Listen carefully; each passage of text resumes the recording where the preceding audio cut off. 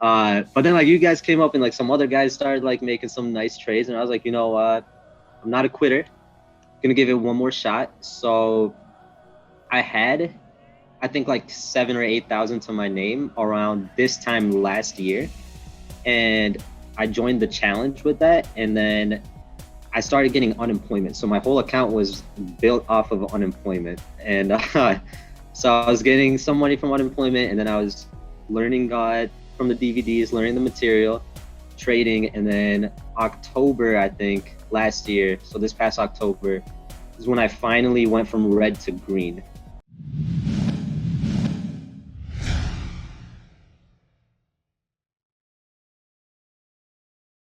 All right, everybody. Welcome back to This Week in Steady Trade. As promised, if you follow us on social media, specifically Instagram, we did a giveaway where one special winner would get to join us on this twist episode. And we have our winner over here, Mr. Muhammad. What college do you go to? Is it Grand Valley State University? Yeah, Grand Valley State University in Michigan. Nice, very cool. So we'll insert maybe a little clip, but basically I took a Nerf gun and shot it at the list of names with a little colored bullet, and it hit his name. How's it going, everyone? Matt Monaco here with Twist. Last week I announced a giveaway where one special winner will join us on Twist. On the board over here we have all the contestants who signed up for the giveaway. I have a Nerf gun here with a colored bullet. We're gonna pick the winner.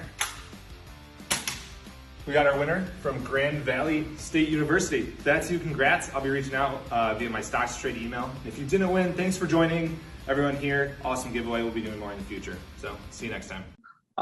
Yeah, super stoked to have you on here. And basically what we're going to do, we'll go over our trades as always, but you brought a couple trades as well. We'll talk about those, break them down. Basically any questions you got, like fire them at us. But to get started, introduce yourself. Who are you? Where are you in your journey? How'd you find trading? How long have you been in it? Just break it down for us. Just a little bio. All right. So, I mean, my story isn't anything that special like you guys. Like, I wasn't selling pillows or stuff like that when I started. But I think I randomly came across Sykes on YouTube, like on a YouTube ad back in like 2017. And I just knew what stocks were. I didn't know. I just knew people made money from it. And I was like, I always loved trying different things. I was like, I'll give it a shot, So joined Profitly. Strictly followed alerts, just as a newbie does. And the first trade I made, I think I put in like $1,000. I think it was HMNY. And I was playing Call of Duty. I was literally trading off my phone, followed an alert, and like my phone's just sitting next to me, and I refresh it. And I'm up like $110. And I was like, yo, this is kind of cool. And I like refresh it again, and I'm up like $300. And then like finally sold it for like 415 or something. And I was like, that's a wrap, like stocks is is calling my name. And then I was red for the next 3 years. But like throughout that red period, like followed alerts for a long time, blew up my account, tried again, joined, like refunded my account, tried trading like the right way, kind of learned some terms, some just breakouts and dip buys. That's basically all I played. Worked out for a while, but then I had like no risk management. So I was putting my whole account into every single trade, and then tried listed stocks, got caught in a downwards halt, which completely wiped my account out again. So for the second time, and I was down, I think like overall, maybe like close to 10K-ish, 10 to 15,000. And I just quit. I was like, F this. I hate stocks. I hate Sykes. And I want to have nothing to do with any of that stuff. And this was like 2019-ish. And then just quit. And then I still followed him on Twitter. And he always like retweeting and always talking about like the small gains adding up. And then like you guys came up, like he's always talking about like upcoming students and stuff. And like when back then, like everybody was like old. I'm like, yo, like there's no one young that can like actually make it. Everyone's like 40, 50, 60, like at the end of their life and just like making millions now. So it doesn't really matter. Like, but then like you guys came up and like some other guys started like making some nice trades. And I was like, I'm not a quitter. Gonna give it one more shot. So I had, I think like 7 or 8,000 to my name around this time last year. And I joined the challenge with that, and then I started getting unemployment. So my whole account was built off of unemployment, and so I was getting some money from unemployment, and then I was learning from the DVDs, learning the material, trading, and then October, I think, last year, so this past October, is when I finally went from red to green. And so I was quite happy with that. I was like, yo, like this is lit. Like this is awesome. This is the beginning. I did have some personal stuff going on in my life. So I had one younger brother who recently lost his battle to cancer around the same time I went to green. So I kind of just like, like bottled away those feelings. I was like, like trading is important to me, just don't want to think about that kind of stuff. The market was getting hot. So like I started taking much larger sizes than I should have. And I still had no risk management. Like I didn't go all in, but like I still did not try to calculate if I'm wrong on a trade, like how much am I going to lose, or like how much am I okay with losing and stuff. So January, February comes around, start making like some decent gains. Like considering my account was like $10,000 and I was making like 900 to 1,000 a day, I was like, this is quite like a good amount, like for my size, like it was good. But then my red days would also be pretty big. There would be like $700, $800 like red days. And then there was that 1 week when the market turned, and that's when I kind of got like screwed. So I had some long positions overnight, and I had 2 long positions. Both of them turned into a panic, and they wiped out, like, I want to say at least half of all the profits I made. So that was kind of like a wake up call. Like that kind of just put me in like a downward spiral. Within like the next month or so, like ended up losing somewhere around like $8,000 to $10,000. And at that point, the highest I got to was like 15,000-ish. So that was like majority of my account just like went away. Because it was like all those like feelings coming back, and I was like trading emotionally and stuff. And so I took a break, let stuff cool down, started paper trading, taking smaller sizes, actually learned how to do decent risk management, and started uptrending from then. And now I'm here, just slowly getting back to my highs, honestly. Not there yet, just a few thousand away, but slowly but surely, getting there.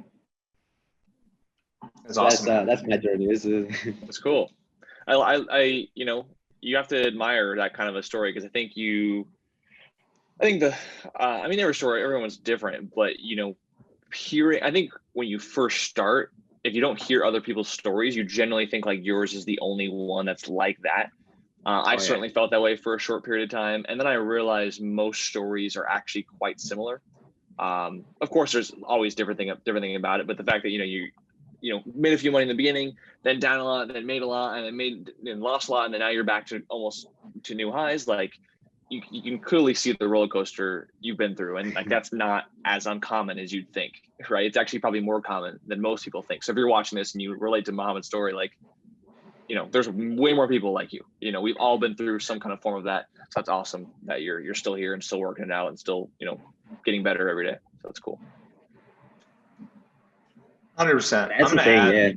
I'm gonna add stuff that like I'm just gonna give you mad props for sticking with it. Like, I mean, the journey's hard, and you've had some harder things than most people. So just like sticking with the process, that's why my personal opinion, why 95% of traders fail. It's because you mentioned that first time where you lost $10,000 like really early on. Like that's it for most people. They just stop. And they're like, you said F this, and they're just totally actually done. They never come back. But you came back. You came back more dedicated. You joined the challenge. You really put the time in. You had some personal problems in there, but despite all that, you stayed with it. And then, again, you had the big drawdown in your account, but you stuck with it again. For most people, even above 95, I'd probably say it's like 99% of people at that point would have just totally given up. But you stuck with it, and now you're just under highs again. So, I mean, honestly, like, pain, it sucks, right? I'm not going to sit here and say it's fun, but like pain's the best teacher. And like, I mean, you sound like, like what you're struggling with, which is risk management. So you get that under control. Sounds like you know how to make money. Now you just got to learn how to keep the money, which is a side of trading most people don't actually talk about, is how to keep the gains you make. So props to you, man. That's basically what I'm trying to say. Stick with it. You're doing the right things. Yeah, for me, I think that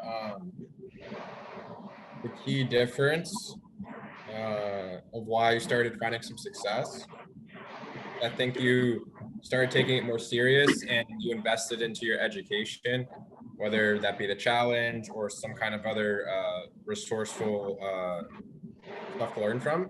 And I think that's kind of, you need to realize like that's kind of what got you ahead, is just, it's not even specifically anything you learn and anything that you invest in. Like if you put any money into education, it just shows the dedication that you have, and it shows like you're going to take this more serious than just entering a trade and playing Call of Duty and kind of seeing where it's it's actually the process of taking it seriously.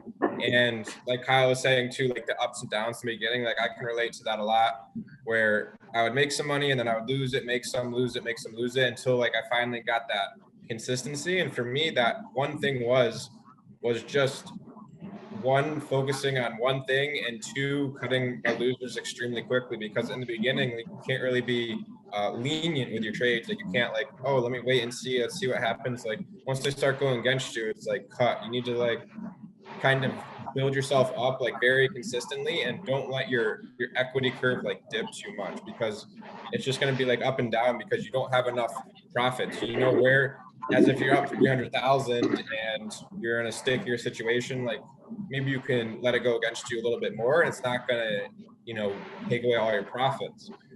So like in the beginning, I think you just need to be really, really disciplined until you build yourself up.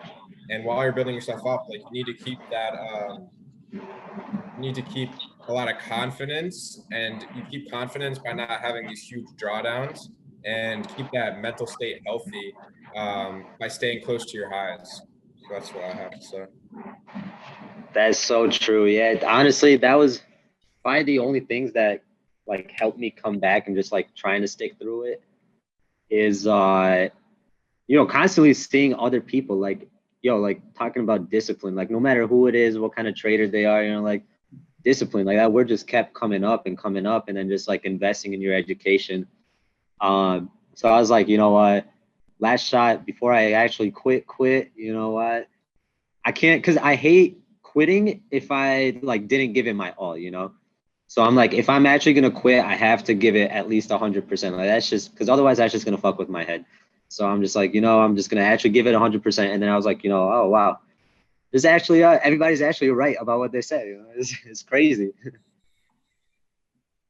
Yeah, and it takes a long time to learn that. Like, I mean, I'd be lying if I sat here and told you there was not several points in my journey where I was like, man, like maybe I should just quit, because you take that big loss, or like, you know, like you said, like you had a series of gains and like one or two losses like wiped out basically a month or 2 months worth of gains. Like totally been there, man. I've totally done that.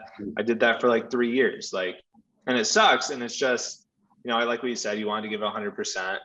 And that was basically my thing too. And then I use like inspiration, because it seems like, you know, it's a long journey, but there's always like someone like every year, every couple of months that like has grinded that journey out. And then, you know, some people use that as like anti-motivation, and then they'll just get like super pissed at them. But like for me, it was always just inspiration, because I was like, you know, if these guys are doing it, like for me, honestly, it was like if Jack and Kyle are doing it, like why can't I do it? Because when I first met Jack and Kyle, like I don't even know, my profits were like 15, 20K tops. I actually wasn't even profitable when I first started talking to him, but like the first time I met him in person. And you know, for me, it was always inspiration. And yeah, you just need that motivation factor. And I mean, it sounds like you want to grind it out, man. So I'm just going to encourage you to keep grinding it out, because it is possible. Oh, yeah. Like the three of us here, we're just average people who were willing to grind it out. Not average, but average. We started average, and then we were willing to do stuff that other people weren't. And as a result, like we're in the position we are today. Is what I'm trying to say. No, I'm just messing with you. Oh yeah. Something that Kyle and myself bring up sometimes is, I know Kyle says it a lot is like we kind of just burned the ship when we got to the island, meaning that like once we found trading, it's like there is no other option. Like for me, I never ever thought about quitting. Like yes, sometimes got really hard, but like the thought of doing anything else like made me absolutely sick to my stomach. So like that's what kept me around and got me like through the hard times. And I just like this game like really isn't that hard. Like it's very simple concepts, right? So it's just the amount of like repetition and the amount of like brain power you put into it every single day. Whereas like if you're constantly thinking about like what you did and just like the movements of the stocks and like how everything played out and how you can capitalize on it, like that is like a really key thing that I think you should do moving forward is just like kind of have this mindset where it's like, you know, I'm 100% doing this and like review everything in your head, like constantly throughout the entire day. Like think about how to play on the support and all this. But that's what I had to say. If Kyle agrees with that or not. Do you, Kyle? You ever dream of stocks? I'm a really bad dreamer. I know I do dream, but I like never remember. I'm sure I do, but I just don't remember them when I wake up. But I'm sure Jack's got some. Jack like envisions his trades the night before. He's like, it's gonna hit this price, and I'm gonna short it right here, and I'm gonna nail it, and he does. Yeah. Yeah, I like to kind of for me, like now that I've been around for like 4.5 years now, I've seen and I pretty much like throughout those 4.5 years, like I've looked at the market every single day and I've looked at how things have played out. And it's kind of just like relating like things to each other where it's like, I remember this kind of pattern, this kind of price action, or this kind of level 2, or this kind of dip, or whatever it is. And like, how can I make sense of this based on something that has happened to me before, or something that has played out before? And that's just kind of my like overall analysis. Like, yes, we learned the patterns from like Tim Gertani, Tim Sykes, but I think to take it to the next level is to, you know, witness them and remember the patterns like in your head, and then kind of use that to your advantage for the plays moving forward. 100%. Kyle, you want to pull up the charts, my guy? Let's get into this. Charts. Let's jump into it. Let's do it. Let's see here. Okay. AMC, you dirty girl. Look at that bad boy. Oh my God. Those brass balls are feeling pretty good, aren't they, Mr. Kellogg? Yes, sir. Up we go.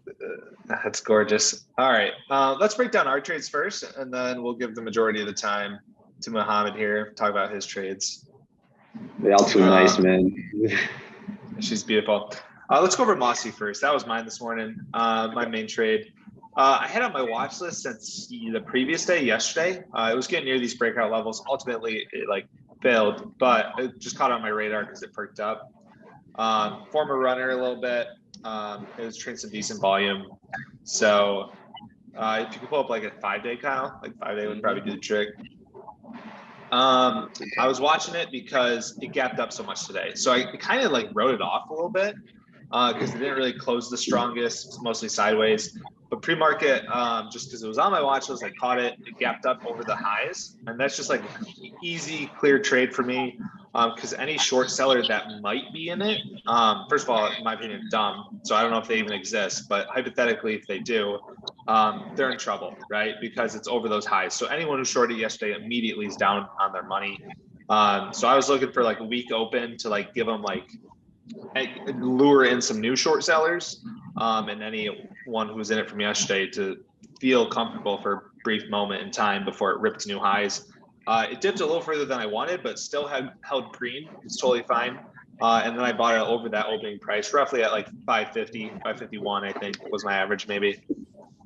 So the combination of it being a $50 plus that high day plus that opening price was enough for me. And immediately we got this nice little rip. I sold most of it into that 6 spike, like 598. I was all out before 6 because it stalled up there for like 2-3 minutes. So I was like, I'm just going to lock in that easy, 8-9% trade, call it a day, basically. That was my best trade of the day. I think I locked in like 3,500 on this one. But that's something I do on these listed ones. Just looking for the quick little morning spikes. It's pretty rare for me to hold a listed for super long. I'm not necessarily as comfortable, but I like seeing these morning spikes, and that's what I try to take advantage of. That's really it for me. It held its highs kind of today too, so we'll see if it breaks out. What is this level here? Yeah, it's a pretty big level. It's like a triple top now if you go back even further. Yeah. Right. So if it breaks over those highs, it could get pretty squeezy. Ideal situation, if I'm going to play out some hypotheticals here, it could consolidate maybe for another day or two. I think it would just have a stronger chance of breaking out rather than trying to break out in the third green day. Mm-hmm. But definitely one to keep watching, see what happens. Sweet. My trades, nothing eventful today. I did try to short AMC, quick scalp. I mean, the moment I entered it, I immediately exited it. So, I just wasn't even worth noting. My biggest trade is, which I went over it, Jack and I had pretty much the same trade on it last week, was this huge short here. I did go over in my recap video, so I don't want to go too much, but essentially, when we saw this huge stuff candle here and like 8 million shares of volume went through, it made me cover because my risk at this point was like 34, 50, 35 ish. And so once we kind of spiked over that level here, I pretty much knew like my thesis is wrong. It's probably going to retest these highs of 36, 37. And the last thing I want to do is get squeezed to 38, 39, 40. But in that exact same minute I covered, it pretty much dumped on everybody. And so I immediately started reshorting all in these little candles here. You kind of now see it go like sideways / downtrending. And from that point on, it was toast. Just kept, pulling small bounce, pull small bounce, pull small bounce, one or bigger bounce, and then just faded red. Pretty much covered most of my shares in the 26, 25 range. Gave a little bit back trying to reshort in here, thinking it was going to go lower. Turns out it just stuck in this range, so it didn't really, in hindsight, kind of wish I just didn't even take the short, but you don't know in hindsight. But locked in, my biggest listed gain, my second biggest gain overall. Looking at it now, we're squeezing, so it's way stronger than I anticipated today. I'm not going to make any price targets, but like Matt says, like shorts don't have a chance to get out. They did have a chance to get out here a little bit, but if anyone who shorted overnight, they were down the entire day. So just impressive. We'll see how high it goes, if it cruises higher or it fails, but just really impressive to see this thing keep going. It's just awesome. Absolutely. It's the key to listed longs, everybody. Is just knowing where shorts are fucked. And then, you just got to play the other side. So I don't short sell, but I've listened to these two people below me enough times that I know when a short could possibly be in trouble. So I'll take the other side of that bet all day, every day. What about you, Jack? Any comments, concerns? I can talk about AMC a little bit today. Yesterday, making my watch list, I was very, very short biased on AMC, thinking that maybe small gap and then push towards 30 and then maybe a fade off or a gap down and like morning spike into 25, 26 and then a morning panic to 20. That was kind of my plan. But I woke up really late today. I woke up at like 8:45, 9ish. And if you look at it in pre-market there, like it was already above 30. So then my thesis had changed to this isn't right. Like this is not what I would have expected. So instead of playing the short side on it today, I just started to play the long side. And if you just zoom in a little bit, Kyle, at the morning action, I just took a few morning trades on it where I just bought those morning washouts into 30 and into 29 and just sold them for like 50 cents to $1. Did that a few times and ended up locking in a decent few singles there. And then I kind of took off for the day and into power hour. My thesis kind of was that they were doing a really, really good job at setting this up for a breakout tomorrow. And like, as you can see it there, when it broke high a day, like it completely had like a huge dump candle. And I absolutely love that because that screws over all the longs. It gets the shorts really excited, and it also even broke below that low by a little bit. And then kind of like grinded up, like looked really stuffy again, and then had another huge pull into the close back to VWAP.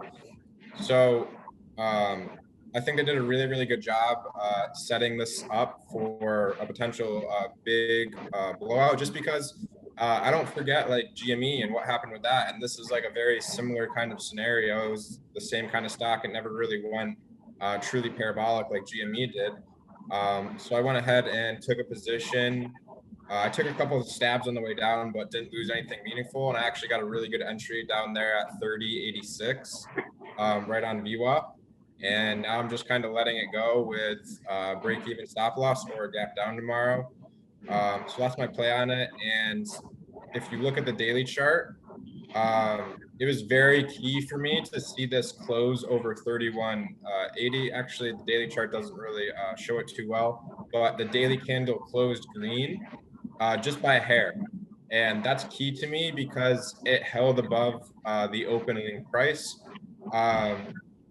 And that's a very old pattern that Stephen Ducks used to call the gap fill.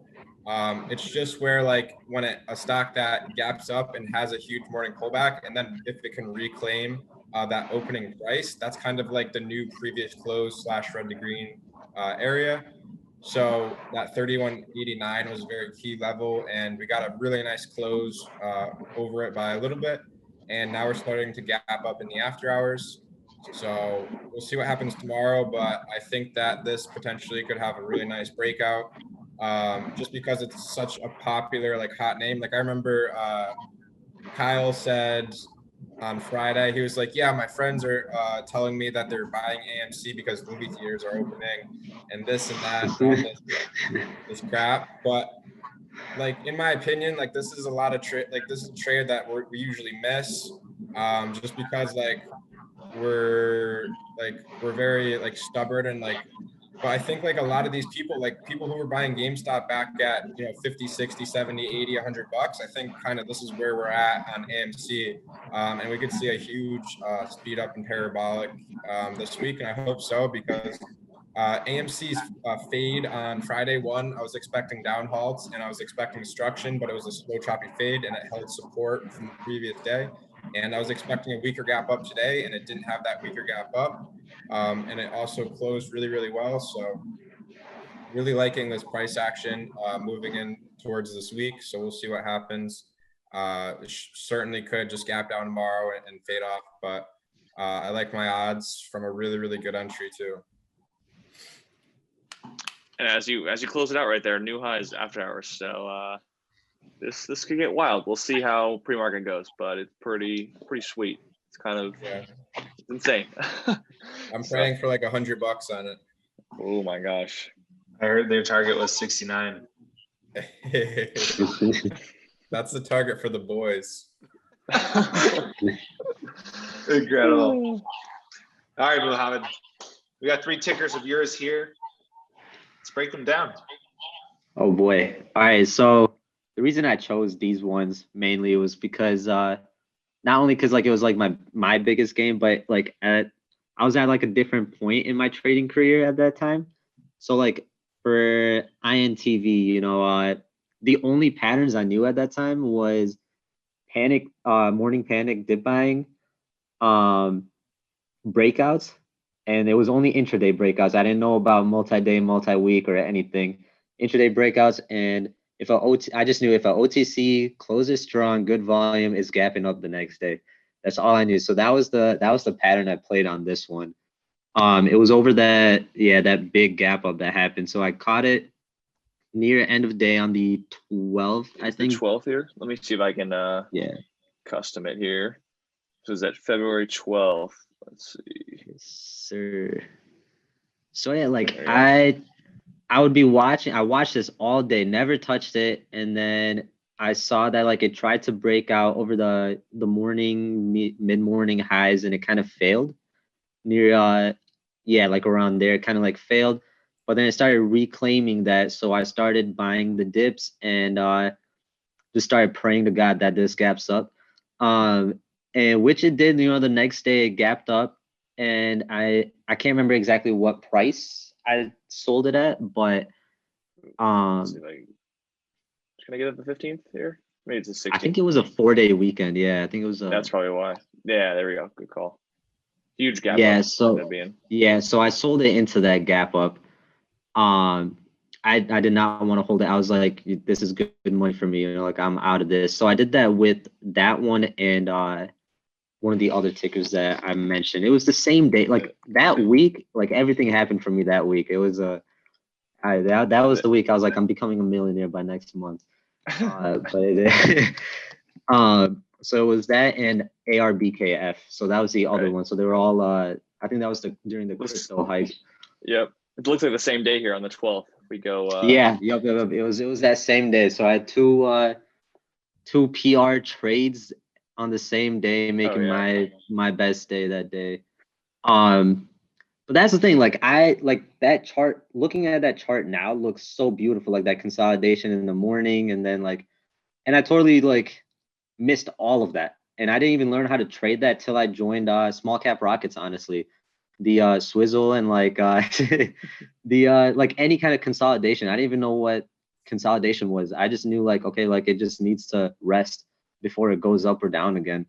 So I think that was like one of like that week was when I joined Small Cap Rockets using those profits, and I was like, this was a huge regret not joining beforehand, you know, like just because I kept myself so narrow and limited to like my resources that, like, you know what, like Jack said, you know, like as soon as you start investing in your knowledge and stuff, you know, like things start to change like a lot, and it did start to change a lot. So like the SANP one was the other one that I did. It was on February 16th. So I think that same day. So clearly, a pattern here of, you know, you got an eye at least that week for huge green day breakouts, because all of the charts just look beautiful, you know, in terms of they broke out and when they started going, it's pretty sweet. Exactly. Yeah. So this one. Oh, I did March 3rd to 16th. Let's do February. I was gonna say, I was like, that doesn't look like that. Here we go. Yeah, this is nice. Yeah, so this one I actually screwed up completely. I bought it at when it started breaking that morning high at like 4, I think. If I can see that correctly, like 4. Yeah, I bought it exactly at 4. And then I sold it at, I think, like 4, honestly. And never touched it again. Yeah, because I was still in that 10%, you know, like nothing wrong with that, but like that was the mindset that I had, you know, like get my 10%, I'm out. I had a cash account at that time, so I was under PDT and I was just out of trades. And that one was probably the most painful day, just watching that thing never go back down to those to the prices where I like bought or even sold at. You know, it just kept going up and up and up, and I was like, yo, like what is happening? But so that was the day that I joined the Small Cap Rockets, and then I started learning about like the swizzle, the consolidation, you know, and then like, sorry about that, and then VWAP came into play and stuff. But that chart right there, like I printed that out, that daily or that intraday chart, and I was like, I got it. Like I was like, I can't let this happen to me again, you know, like I cannot miss out on something this gorgeous. And then the market started tanking.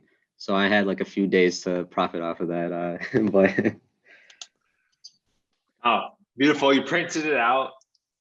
I love it. I've got literally a binder. It's not on this desk. It might be in the closet behind me, of charts from like 2017, 2018 of this stuff too. I didn't update it for the 2021 run, but it's the same pattern over and over again. It's the best risk reward you can really get, almost like I'd argue anywhere. And it's great for growing your account. So while I haven't seen one this beautiful in a month or two, it's only a matter of time before they come back. It happens every time. I hope so. Yeah.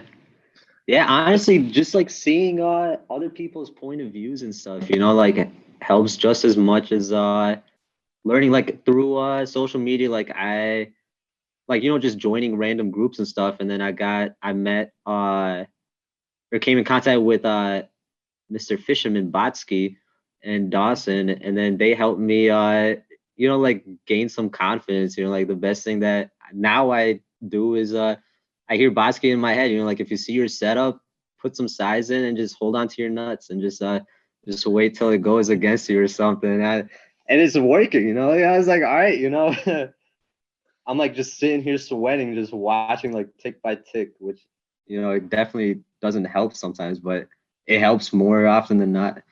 But yeah, just meeting other people. Like I don't short either, but watching you guys short, like Jack, Kyle, and then watching some of like Duck's stuff, and then the other Jack in the chat room, he's always shorting. Like I always like see him in pre-market, like because he always like goes to school, so he like trades quite early, or used to trade quite early. So like just learning what you guys are looking into shorting. My biggest losses were actually buying into resistance that I thought was going to break out, but they were actually perfect short into resistance setups. And I did it like multiple times just because they were listed stocks and I was trying to play them as like OTCs. And I'm like, what is happening? Like every time I buy it, there's just a rug pull and I'm just like down. I'm like 15% down like in like 2 minutes. I'm like, why is this happening? Like, why is this not going up? And then it like comes back up and I'm like, all right, it's breaking out this time. And then buy it again and then another rug pull. And I'm like, okay. And then I learned, like just learning from other people, like that I was quite dumb at making that trade. But yeah, you live and learn, Yeah, you gotta live and learn. I 100% agree. That's like I started learning longing. Let me stop sharing my screen here. I originally learned longing when I first started. I shorted a little bit, but I was mainly trying to figure out longs. And I can't tell you how many times I bought strength and then sold in the weakness and then bought the same strength because like this is the time it's going to go higher and then sold that weakness too. Like it's just it's a total mind shift and it takes a lot of pain and a lot of experience to see what you did in hindsight. And like, yeah, hindsight isn't great, but it also like you need it in some aspects just to literally see like how blind you were to things you didn't see before. So yeah, like I've been there. I totally feel you. So. Yep, it's the best teacher. All right. I mean, before we close out, like, you got any questions for us? About Yeah, anything? I do have one question. Fire. So I am partially colorblind, and so I've actually never used level 2 or tape, like watching the tape. But everyone just keeps telling me like you are gonna need it at some point. So like I know I can get used to it if I just spend some time, but like I just wanted to hear, do you guys use it like every single day or trade? Like how important I'm like on the fence. I'm like, I need to do it, but then I'm also like scared of change sometimes. So I'm just like, maybe I could just keep going without it, but I feel like it will just catch up to me one day and then I'm just gonna pay like a pretty price for it. So I'd rather avoid that. I've heard of traders and exchange traders before trade without tape in level 2. Like it can be done. From my personal experience, I wouldn't say I watch the tape like always, but there's definitely no way, or level 2 and the tape, but there's definitely no way at this point in my career where I could probably trade without it. It's pretty like what Jack was mentioning, where when he's talking about earlier in the show about experience of like, how a certain thing should dip or how a certain stock should move, how a certain setup should work. A lot of that feel to it, in my personal experience, is from looking at level 2 in the tape, especially with OTCs, like with panic dip buys, with spotting turns, seeing how strong a stock is. Like level 2 is almost everything. I almost rather see level 2 than a chart when it comes to OTCs. Not so much NASDAQs, because NASDAQs can get pretty choppy and pretty wild when it comes to level 2 and tape. But yeah, so it comes down to a matter of preference. Like if you just want to dabble in it and start slowly, maybe over time you'll find you don't need it, or maybe over time you'll find you actually want to gravitate towards it more. I wouldn't necessarily think if you're partly colorblind that it would affect you too much. At the end of the day, the prices is what you want to see, and the kind of the flow of prices, how quickly it goes up or down. So I don't think the colors is necessarily a huge factor, but I think it would be a mistake not to at least give it a shot. In terms of just growing as a trader, I think you probably should at least give it a chance. That's pretty much my opinion on it. Yeah. Thank you. I'll add some things. For those of you out there that use like Thinkorswim, it's like shaded anyways. Like it doesn't really matter about color. So it's like it can be done without color because the prices is what matter. And I think like you can. I think for OTC it's kind of critical because it does give you a big insight into like why a stock's moving a certain way. And a lot of the times for me, like one of the best buy signals is seeing like huge bidders on the level 2 at like a significant level, because usually that means whoever's running it or maybe just a big player's involved. It's like getting ready for a run. That's pretty important. So I think it's pretty important for OTCs. And the best way to just learn level 2 in general would be to record your screen on current trades and then go back and review it. And it takes a long time. Like, because level 2, like, especially unlisted, if it's not at a key level, it's just, it's more or less meaningless in my opinion. It's not super important if it's just like mid-range or something. So if you're looking too far into like a stock at a wrong point in time, level 2 is not gonna matter that much. But I do use level 2 a little bit unlisted, especially near breakouts. It's a lot more difficult. I wouldn't say I'm nearly as good at it unlisted. But it sounds like you're primarily an OTC trader, so I definitely think it's a tool you should probably work on adding to your arsenal. And I think, at least from my experience, like it could reap some rewards down the road having that tool in your belt. Yeah. If I didn't have level 2 or tape, I don't know if I could trade. It's definitely like very key for me, just to spot the correct entries and the correct exits and just kind of see what's going on. And a lot of it has to do with just the velocity of the tape, right? So where it's speeding up, where it's slowing down. If there's a ton of volume going through and it's not moving at all, usually a big reversal is going to come, and that's with NASDAQ or OTC. And I would look into, you can customize level 2. I don't know if you have E-Trade or Thinkorswim, what broker you have, but I know like if you right click on any of these level 2s, like you can customize all of these and like just take off all the colors, make the tape like a different print, like just fool around with it and see what works for you. But I would 100% recommend like you do it, just because it's like you're kind of you know, you're not having too much precision in your trading, where it's like maybe you have like a shotgun or like a pistol, like you need like that sniper scope, you need that Call of Duty sniper scope. Yeah, that 4x zoom in. Oh man. But yeah, for me, it's so crucial to me. I would say it's the most important aspect of my trading, besides the charting. Like obviously like the daily chart and intraday chart, and then I would say the tape's even more important than the volume for me. And then you have your volume, you have your VWAP, but the level 2 and tape are really important, because where you're actually seeing like the transactions go through, and like that's what creates the chart, right? Is the level 2 and the orders and the order flow. So that's what I got for you.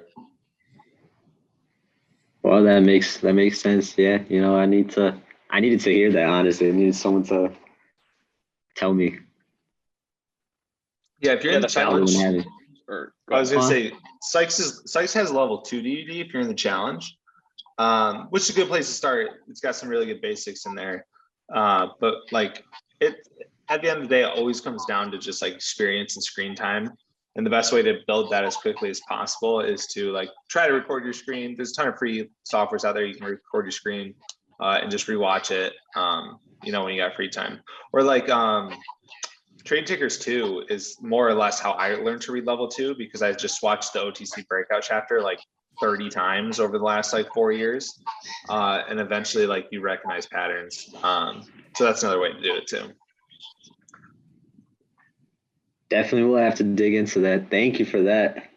Totally. I do have other questions? one other question. Yeah. Shoot This your is shot. more for Kyle and Jack. You know, everybody keeps saying you guys have no emotions.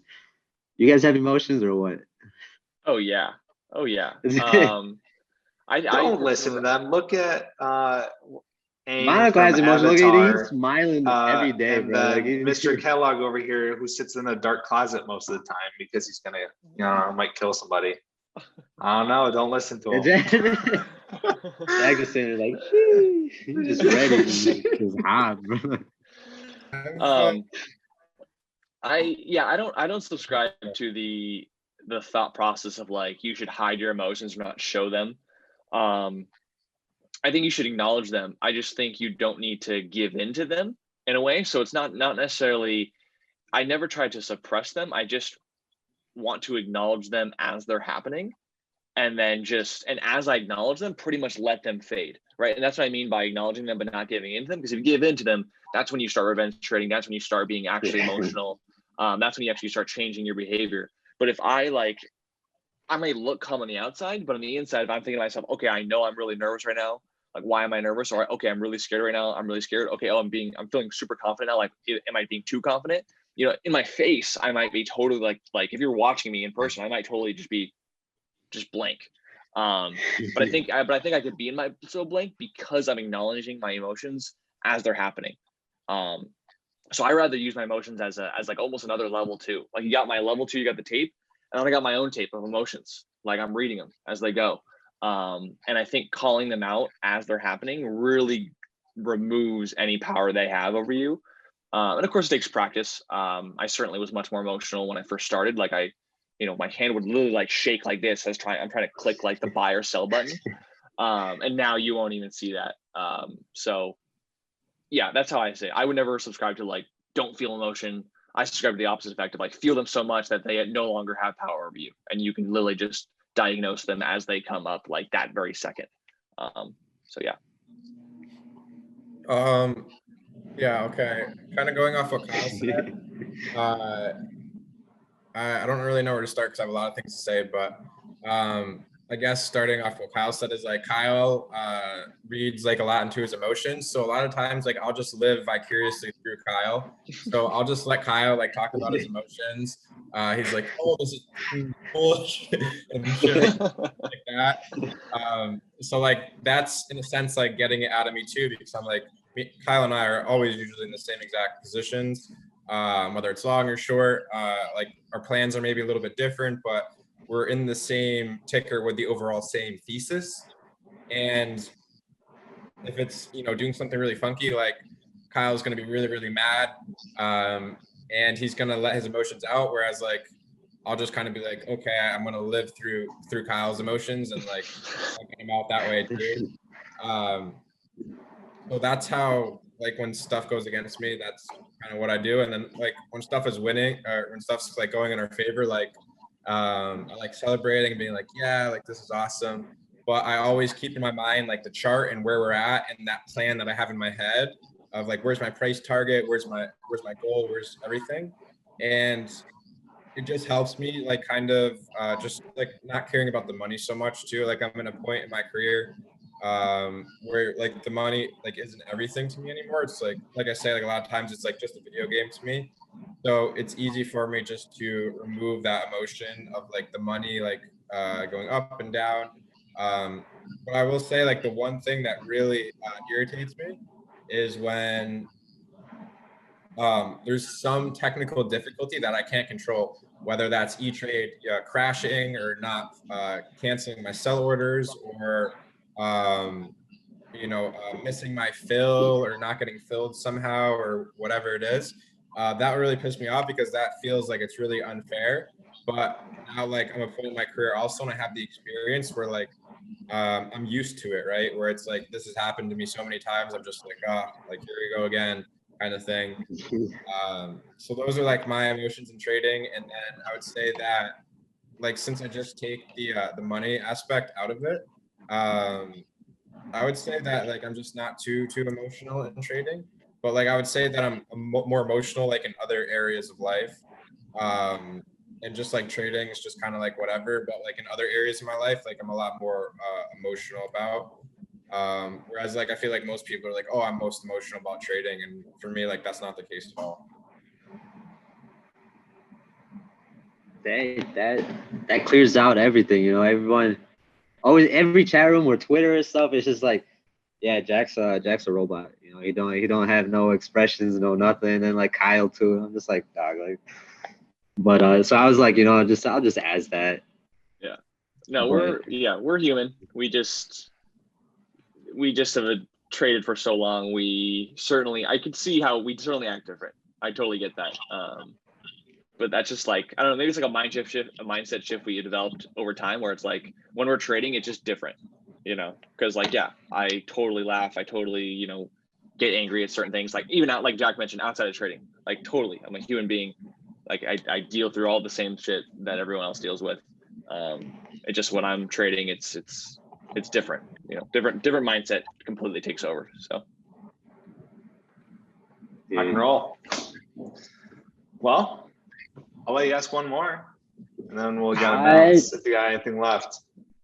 I honestly, question-wise, not really. I just want to just say thank you. You know, like it's the first time I actually, like, mentors. There's people that I'm learning from that are like younger than me, which is different, and it's kind of weird, but it's also kind of cool at the same time. Except for Kyle, I don't know how old you are. I'm sorry, but I know Jack and I have the. Oh, you 25 too? Okay, yeah. 52. Nah, he looks like it. 52.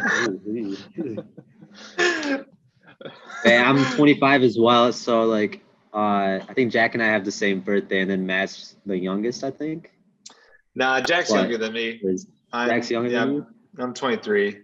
December 1997. Ooh, okay. So, yeah. That's lit. What's your birthday?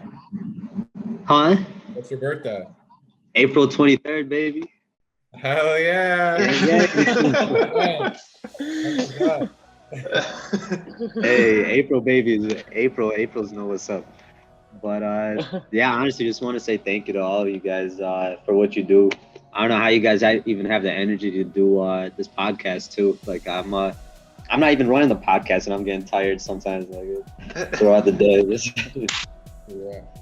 Absolutely, man. Thanks so much for joining. You know, I know it took some guts to just come on the podcast, but really cool that you signed up. Really happy for you that you win. Fans a funny way of working out, so it'd be really cool to do. You know, look back in 6 months, a year, see where you're at. So I hope so. Absolutely, yeah. Thanks for coming on. You've got. Thanks for having me. I'll probably reach out to you, but just thank you again. But thanks for coming on. I'm sure the viewers loved it. If you are a new viewer or you're returning, make sure you like, subscribe this video, give us some love. We'll link Muhammad. I'll get your Twitter and stuff, and we'll link it in the description below. So make sure you check him out too. Give the guys some fans. But thanks again, everyone, and you know, have a good evening, weekend, whenever you're watching it.